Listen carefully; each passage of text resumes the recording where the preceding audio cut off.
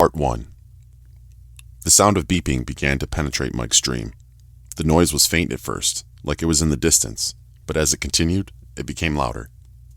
He felt in his dream he should be able to turn it off, but there was another beep, this time louder than the last.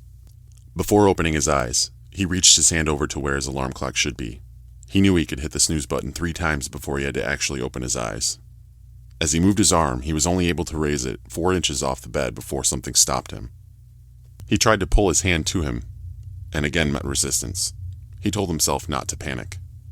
He took several deep breaths as his eyes opened and adjusted to his surroundings. He looked down at his wrist. There was a canvas strap attached to a padded cuff around it.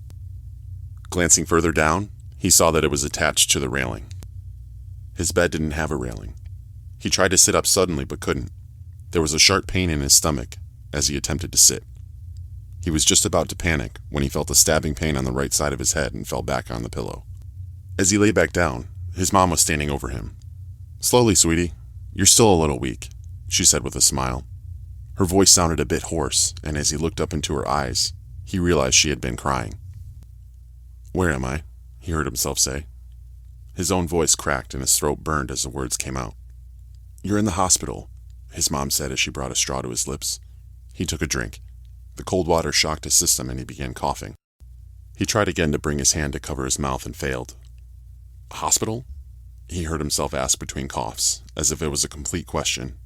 He saw his mother's face shift. It was so subtle, but he had become familiar with it in the last few years. She was worried. She looked at him, her lips parted as if she wanted to say something, but as quickly as her mouth opened, it closed again. She offered him another sip from the straw. He took it, and then she placed the cup down and took his hand. "Mike, baby, do you remember anything from the other night?" Her voice was almost a whisper. She kept looking down at his hand, refusing to meet his gaze. He closed his eyes and tried to remember what had happened. He remembered school. He remembered coming home. It was just a jumble of pictures.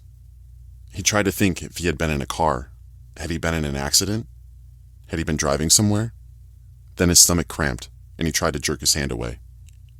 His mom's hand just tightened around his, as if she thought that would somehow offer support as the memories came flooding back. "I don't," he began out loud, and then his voice trailed off. He had been sitting in his room, reading the page he had just written in his journal. He remembered the note he had written to his mom. He opened his eyes and looked into his mother's hazel ones staring back at him, tears streaking down her face.